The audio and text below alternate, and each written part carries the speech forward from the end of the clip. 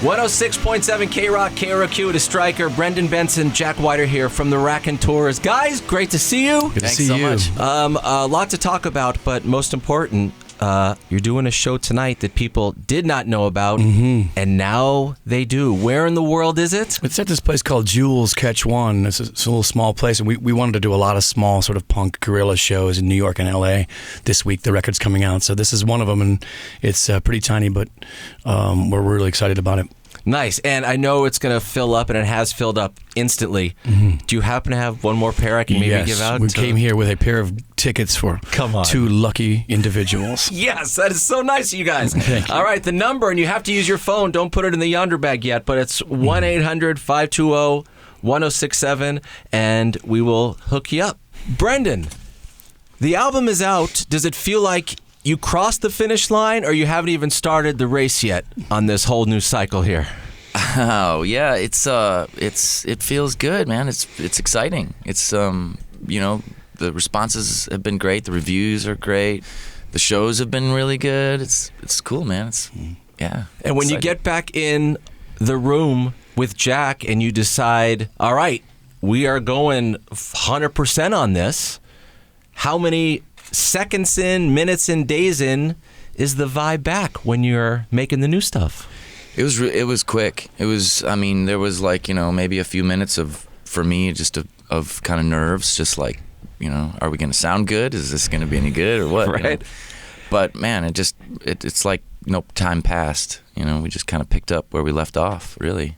And when you do start recording, Jack, who brought songs in, or was there nothing on paper when you decided to do this? It seemed to be sort of all baby steps, and we had a couple of songs. Brendan had a song "Only Child" and "Some Days," and I had "Shine the Light on Me," but not that much going on. Ideas that keep tucked away, like maybe this could work for this band. Could try it out, but a lot of new things, really, mostly new tracks, brand new. I am someone that cares very much how stuff that I like gets made. So can I just geek out and ask questions on, like, how did this happen? Okay, good. Ask whatever you like. Yeah. Okay, cool.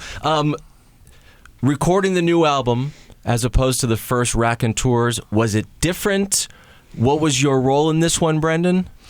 This new record, actually, it's funny you should mention the first album. Was really a lot like doing the first record, which was Broken Boy Soldiers. Yep.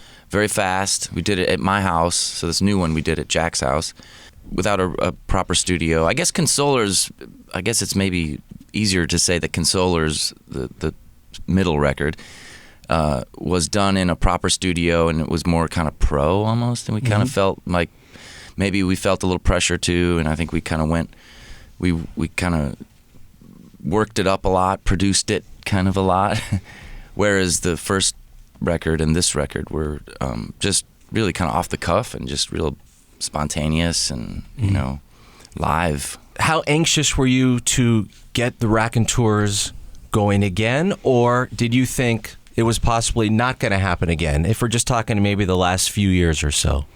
Yeah, I thought all of the above, kind of. I mean, I was like, God, I wish we'd make a record. That'd be really fun, But also I thought, I don't know. I wonder if we'll do it. And it wasn't until Jack was making his solo record, he was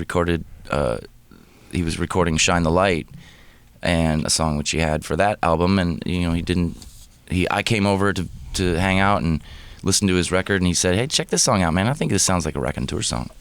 So then that got the wheels turning in my head, and I walked away from that thinking, okay, I'll remember that, I'll start putting songs away and stuff. Even for a dumb radio guy like me, I hear the connection you guys have on record, and when I watch, I can see it. But was there a disconnect over the last 8 years, Jack, between the two of you? I wouldn't say any kind of, not in a real negative way, only in a we don't have enough time to do everything we'd love to do kind of way. It was mostly my fault because of Third Man Records now existing and me having built my studio. After the last Raconteurs album, I had built a studio at my house and we started Third Man Records. So those were two things that all of a sudden put this opportunity on my plate. It was like someone brought in gigantic painters palettes for me. So it was just producing lots of other artists and building and expanding Third Man at every turn, all with no planning, really. It just happened. Also started the Dead Weather, which is a brand new band. Oh, yeah. I think to me it's a testament to myself that I don't tell the music what to do. I don't tell myself what to do. The music is telling me what to do. Like, we're in a room together with Allison and those guys. This is a band. I shouldn't say, sorry guys, I'm busy. I already got 2 bands. I say, let it happen. Just let it happen. And so the same thing with this. The timing everyone just kind of got back in that zone where we're all available and free and there's music. And so we just took baby steps. We got in the studio and said, let's see how it works. Let's not plan any big thing or anything, like book a tour or anything. Let's just make sure we're doing it for the right reasons. And that came fast. A lot of songs came out quickly. Very cool. What about It's like super fast baby steps, though. Okay. A Like baby a who's really fast baby? Yeah, they just had orange juice or something. Like Look Who's Talking, Fast Baby, like the John Travolta movie? Yes. Okay, good. Thank you. Yes. We all heard a few songs before the full length was released, but when I pressed play on song number 1, Bored and Raised, I was like, holy crap, I love this thing. Oh, cool. Where was that particular track in terms of making all of the songs? Was that early on? I'm glad you said it, because that was my vote to be the first song on the album, because it seemed like it really set the tone and tricked you into a false sense of security a little bit, like you think it's going to be like a slow jam or something. But It wasn't for a while. It wasn't on the record. Right. Patrick, the drummer, was really kind of rallying for that song, and I don't think there were many words to it. I think maybe Jack had sung the verses. I think we had this. Anyhow, it was just it was unfinished, and it was kind of a dark horse in the running. And when you have a song that's not finished and you're creating all the other songs and those are feeling good, is it hard to go back and be like, oh, okay, we have all these things done, but we're going to still go back to that? Is it hard as an artist to do that? What's cool about the band is, like, when I'm by myself working on a record, there's nobody really to bounce things off of in a real way, because people are sort of, maybe they're hired to work with you, like a session musician or engineer or something like that. So you can get a little bit of their opinion. But when you're in a band, you're really all in it together. So you really know when someone says, I like that, they really mean it. They want it to be on the record. And that's all about that's what being in a band is like. You're trusting these other people. We want all these songs to be as beautifully presented as they can. And do it the right way. The good thing is that all 4 members of the band really produced this album. That was the first time that really happened in the first 2 records. Super collaborative on this one. Yeah, it was mostly me and Brendan sort of producing the first 2 records, and this time it was all 4, which is amazing.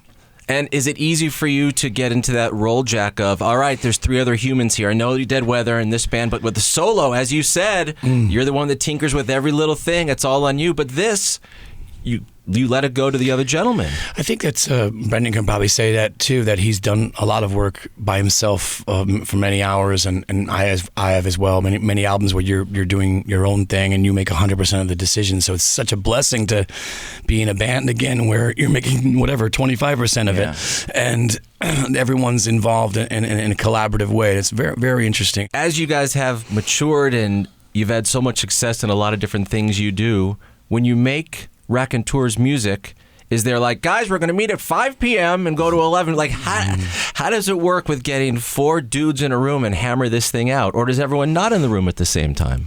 Yeah, and everyone's there. We like to do things live. And we would start... we have children now, so we're up in the morning. We're up earlier than we were in our 20s. Not a big deal to start at 9 or 10 in the morning. Really? Okay. Quit at 5 or 6 or something. Quit for dinner. That was it. We were all raring to go, ready to play music. One of my favorite songs is "Don't Bother Me." Holy mackerel! Again, I'm listening to this thing. I'm driving my car. I know it's early, and every now and then I do like to have that felt to me like I wanted to just kind of pour Jack Daniels on my head.